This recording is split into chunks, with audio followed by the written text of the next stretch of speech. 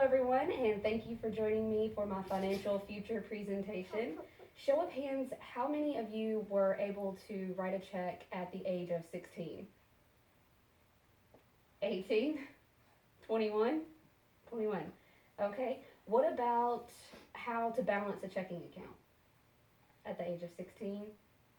18? Okay. Banks offer a checking account to 16-year-olds, yet in high school we are not teaching 16-year-olds how to manage a checking account at all.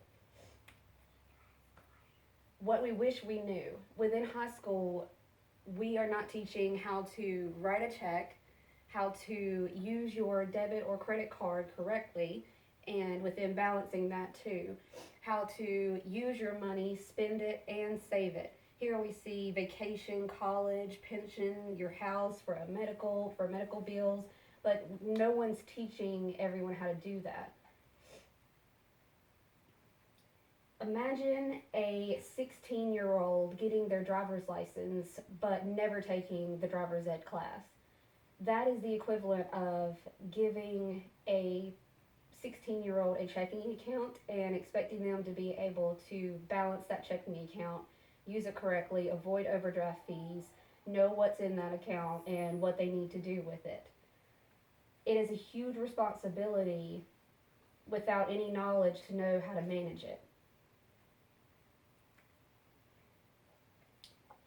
I believe that within one full semester, possibly two, since there's so much information, we could actually have an instructor teach the aspects of opening and using an account, a checking account, savings account, health savings account, how to balance the checking account, how to write a check correctly, how to use your debit card and make sure that you're keeping track of your purchases, how to save money and make sure you extend those savings to different accounts as far as college, planning for the future, and also how to prepare for the future as far as buying a home and vacations and unexpected medical expenses.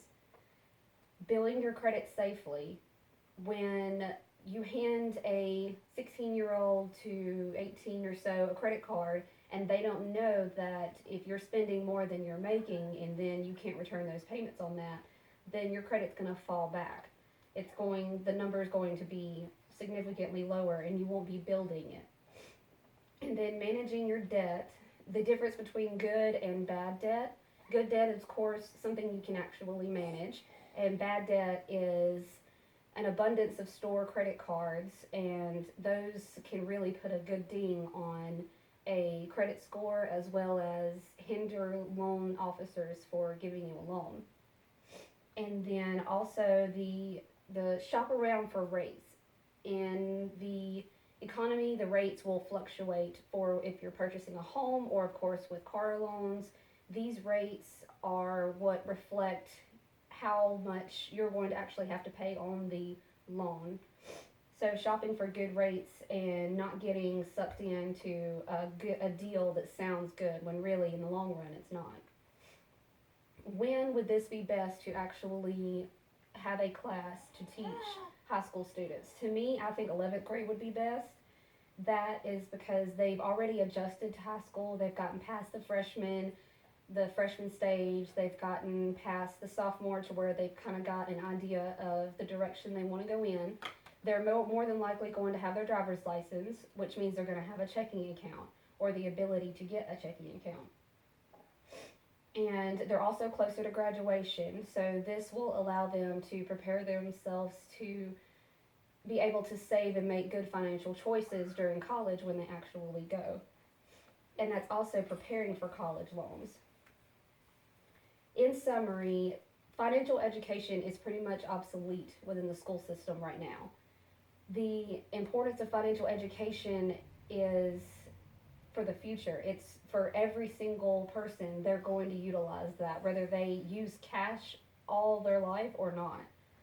And then also, I believe that it's very possible to have a plan for a semester or two and add that class on for financial education.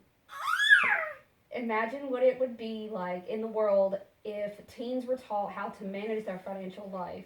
The basic knowledge would allow a teen to excel financially and also at a young age to be able to excel financially and make good decisions for the future. Also, our economy would be able to excel because people would take pride in their financial education and the way that they take care of their money and save it and their loans, and there wouldn't be as much of a debt